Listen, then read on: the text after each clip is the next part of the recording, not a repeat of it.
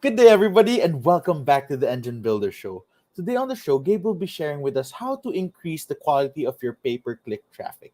Again, thank you everybody for tuning in and enjoy the show.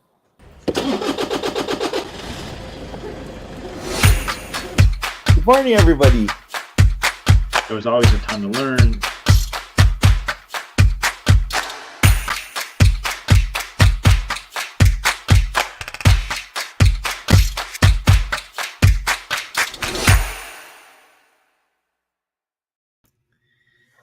So in some senses, all traffic is good traffic.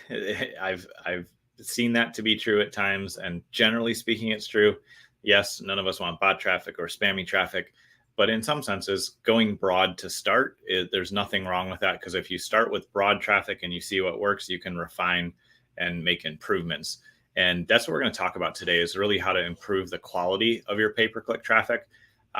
And we're going to talk about a few of the technical things that will really help you with that. And then I'm going to add in one additional thing that, regardless of how much your traffic you're getting or even the quality of that traffic, there's another layer that you can filter in there that will help you get higher quality leads, contacts, folks that are reaching out to you. So one of the first things that I encourage everyone to do, and we work at doing on a consistent basis, even more than once a month, but at least on a monthly basis, look over the targeting that you're using in your campaigns. Whatever the source is, digital or traditional media, look at the targeting and ask yourself, does this really match the current business needs? The reason to ask that question is I could look back 5 or 6 years ago and say, if I was still running the same traffic, the same offers, I would be getting clients that no longer fit our ideal client model, because we've grown as a business. We're working with some different folks. Some services we offer are higher price now, obviously, than they were years ago. And so if I was continuing to go after that same type of client, I would end up bringing in low quality leads. I'd have to sift through a bunch of them. So reviewing that targeting as a first step is a great way to say, does this still feel aligned? And sometimes it's just a quick check and yep, we're still on track. Other times we'll review that for our own campaigns we run or for our clients and go, oh yeah, that made perfect sense, in the first quarter, but now the business has shifted or something seasonally has changed, or you've really filled up capacity in one area of the business. So now we should be targeting somewhere differently. And if you do that on a periodic basis, that's what's going to allow you to really be successful in bringing in higher quality traffic, because you'll know who you're targeting and you should be bringing in the right folks that way. The second thing to pay attention to is to make sure that your team, whether it's internally, you're doing it yourself, or you have an agency, is take a look at the negative keywords that they're using and the negative targeting. With digital, especially with Google search, with pay-per-click, you can put in negative targeting that says, don't show my ads when somebody searches for this. That's really simple on that platform to do that in most of Google's products, not all of them. But that's a great way to say, when somebody searches for this, we don't want to show up because that's way too far off from a search perspective. The other thing you can do is in your copy with, Facebook, with direct mail, with any traditional mails, a lot of different things, you can actually filter against the people you don't want by saying, if you want X, we can help you. But if you're somebody that thinks you're going to get instant overnight results, then this isn't for you. You can make that kind of statement as a concept. You obviously refine that in your copywriting, but you can make that kind of statement and it will allow you to filter against people that shouldn't show up to your calls. So as an example, we've worked with clients in the past that market to coaches and help them grow their businesses, but they've said in their copy, like, this program is excellent for coaches who have been established for more than 3 years and are doing at least 6 figures a year. This is not a good fit for people that are just starting out. That's filtering against, and it's negative targeting, and it kind of pulls out and says, no, this won't be a good fit for you. You don't waste time with them filling out a form. Oftentimes, depending on how you can do that in your ad, graphics, videos, or copy, you can keep them from clicking.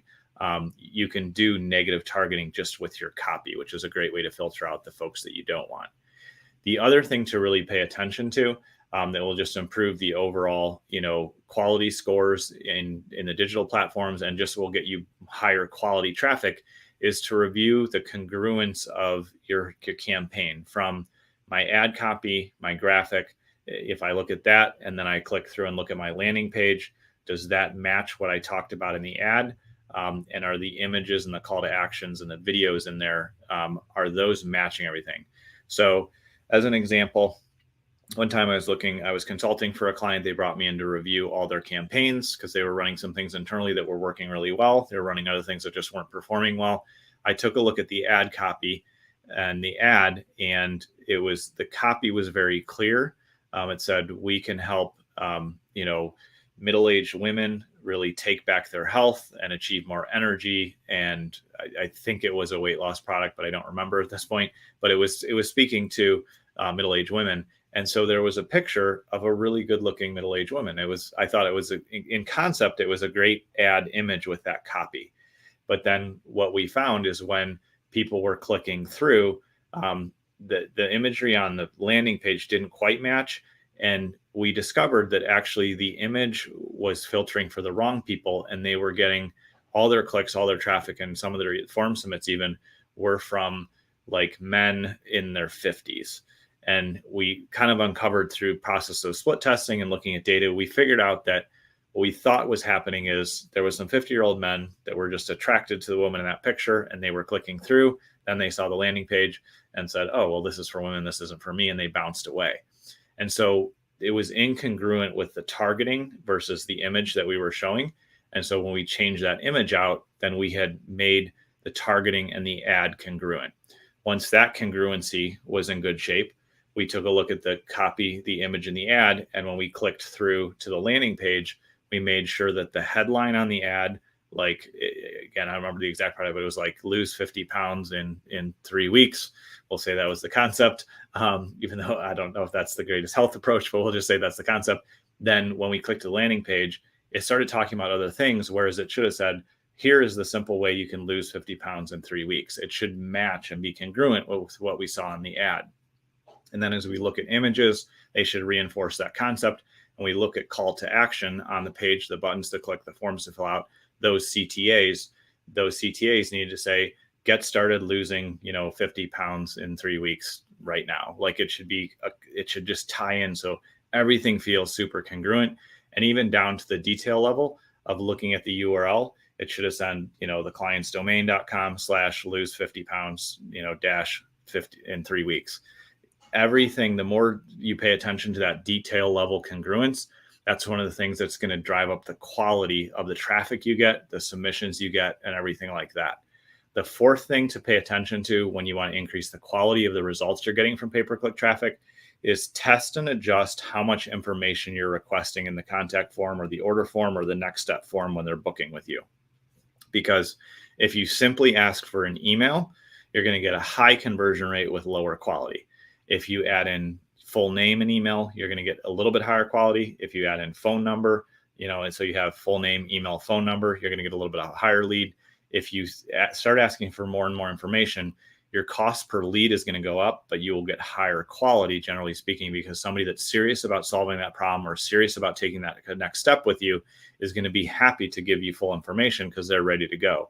Whereas tire kickers, people that are just exploring, it's fine if they want to see what you're up to, but you really shouldn't spend, marketing time and sales time on them if they're not ready.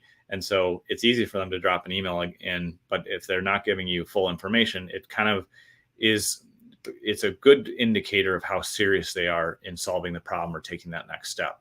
So those are things that as you pay attention to, it will allow you to increase the quality of the traffic you're getting, not only from the views and click standpoint with your targeting, with your copy, with your images, but also the congruency on the page and how much information you're asking for. All of those pieces are factors in what will bring you higher quality traffic. And it's a balance because somebody that doesn't know you and hasn't worked with you yet, you don't want them to fill out 47 questions on your landing page because you'll get no conversions. But if you only have one question, you're going to get tons of conversions and probably low responses because the people are just, oh yeah, what the heck, I'll put that in and see what happens. So it's a balance that you need to test, but those are components that you can definitely look at to increase the quality of your traffic. If you need help with any of this, or even if you just want us to take a look and give you a strategy or audit something, we can definitely do that and help. You can reach out at businessmarketingengine.com. Appreciate you taking time to tune in. Tomorrow, we're going to talk about some overlooked traffic sources. Again, that if you use them, it will help you make a big improvement in the quality of the traffic that you're getting. So thanks for tuning in, and we will see you tomorrow.